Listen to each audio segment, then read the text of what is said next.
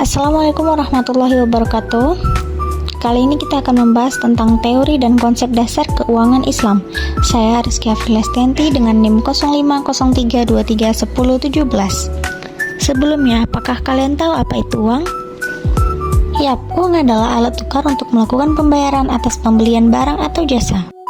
Kemudian, pengertian uang dalam Islam ialah uang bukanlah komoditas yang bisa diperjualbelikan untuk mendapatkan keuntungan seperti bunga, melainkan alat tukar atau medium of change yang berfungsi untuk memfasilitasi transaksi.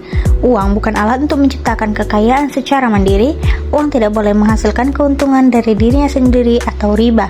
Dalam sejarah Islam, alat tukar yang digunakan adalah dinar atau emas dan dirham atau perak.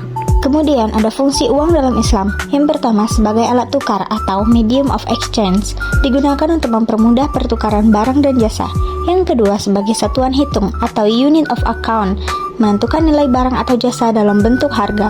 Yang ketiga sebagai penyimpan nilai atau store of value, menyimpan kekayaan dalam bentuk uang untuk digunakan di masa depan. Yang keempat, bukan komoditas yang diperjualbelikan. Uang tidak boleh menjadi alat spekulasi atau sumber keuntungan dari uang itu sendiri, menghindari riba dan gharar. Yang ketiga, ada konsep keuangan dalam Islam. Keuangan Islam adalah sistem pengelolaan keuangan yang sesuai dengan prinsip-prinsip syariah atau hukum Islam yang berorientasi pada keadilan, transparansi, dan tanggung jawab sosial. Ciri-ciri utamanya ialah bebas dari riba atau bunga, gharar atau ketidakjelasan, dan maisir atau spekulasi.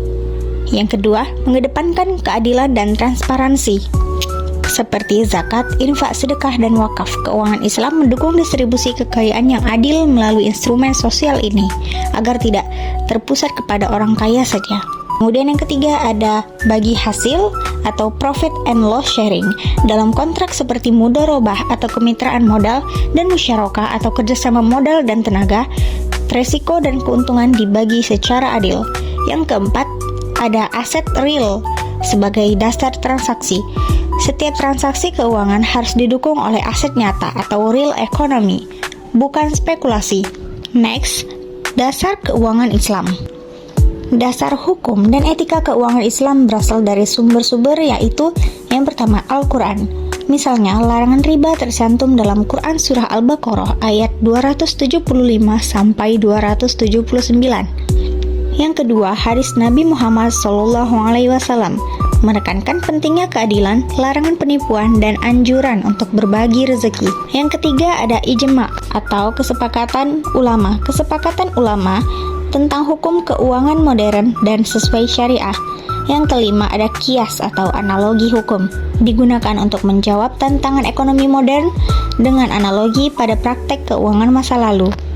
Dari materi yang sudah saya bacakan, terdapat pula kesimpulan.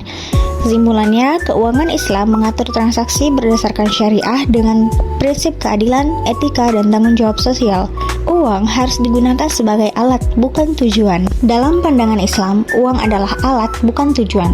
Keuntungan finansial harus diperoleh melalui usaha nyata dan kerja produktif, bukan dari praktek riba, spekulasi, atau eksploitasi. Oleh karena itu, sistem keuangan Islam mendorong keuangan yang etis, stabil, dan pro terhadap kesejahteraan sosial. Sekian yang saya sampaikan.